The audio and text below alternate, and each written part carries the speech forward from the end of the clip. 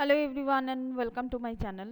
এখন আমি মার্কো এই সিনেমাটা নিয়ে কথা বলবো। এটা একটা অ্যাকশন থ্রিলার জনরার মুভি, কিন্তু আমার এটা খুব খারাপ লাগছে যে এই জিনিসটাকে নেটে দেখাচ্ছে, গুগলে দেখাচ্ছে যে এটা অ্যাডভেঞ্চারাস মুভি। এই মুভিটা কোন অ্যাঙ্গেল থেকে অ্যাডভেঞ্চারাস মনে হয়? মানে আমি তো এগুলো তো বুঝতে পারি না। তো যাই হোক, মালায়ালাম ইন্ডাস্ট্রি 2024 সালের এই যে সিনেমাটা সিনেমাটা পরিচালনা করেছেন হানিফ আদেনি, এবং এই সিনেমায় মুখ্য চরিত্রে অভিনয় করেছেন উন্নি মুকুন্দন, সিদ্দিকী, ঈশান সহ আরও অনেকে। এই সিনেমাটা যেভাবে শুরু হচ্ছে, গল্পটা খুবই সাধারণ গল্প। সাধারণ গল্প মানে এটা একটা রিভেঞ্জ ড্রামা। তো রিভেঞ্জ ড্রামাতে এখানে আমরা দেখতে পাচ্ছি যে একজন অন্ধ ব্যক্তি, তিনি মারা যাচ্ছেন, মানে মারা যাচ্ছে মানে তাকে খুন করা হচ্ছে।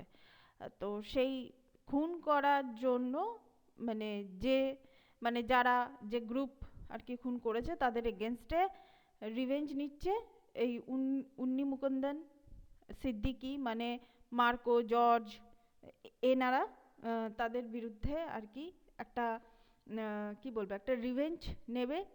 এই সিনেমাটাতে আমরা সেটা দেখতে পাই। এখানে মার্কোর ডেফিনেশনটা বিভিন্নভাবে দেওয়া হয়েছে। কখনো কখনো মার্কোকে মানে কিছু কিছু দৃশ্যে আমরা দেখতে পাই, মানে তার অভিনয়টা উন্নি মুকুন্দনের একজন প্রোটেক্টর হিসাবে আমরা তাকে দেখতে পাই। আবার কিছু কিছু ক্ষেত্রে ডেভিল। আপনারা ডেসক্রিপশন বক্স না, আপনারা স্ক্রিনে যে ছবিটা দেখছেন, এখানে দেখে কোথাও অ্যাঙ্গেল থেকে আপনাদের এটা হিরো বা প্রোটেক্টর মনে হচ্ছে না, দেখে ডেভিলই মনে হচ্ছে।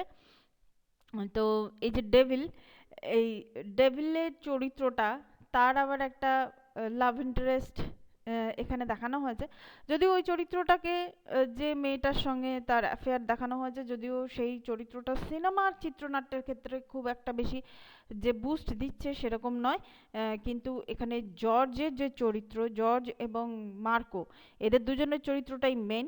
এবং তাদের ভাই ভিক্টর, মানে ঈশান যে চরিত্রটাতে অভিনয় করেছেন, তিনিও কিন্তু ভালো অভিনয় করেছেন। একজন অন্ধ ব্যক্তি অভিনয়টা তিনি কিন্তু ভালো করেছেন।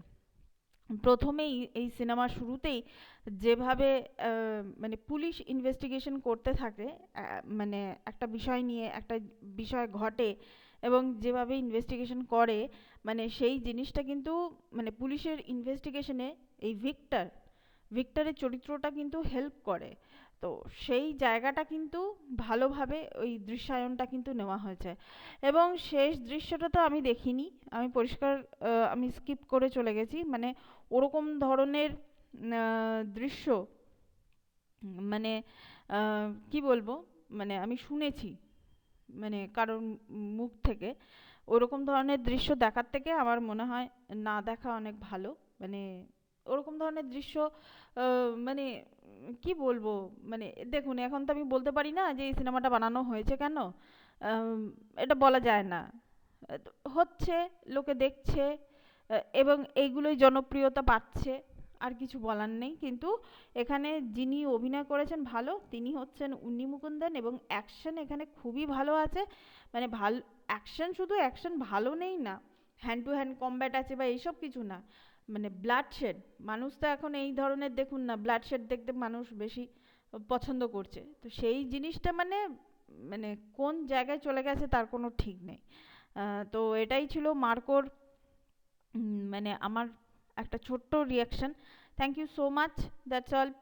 Please keep watching and please subscribe my channel. Till then, good by.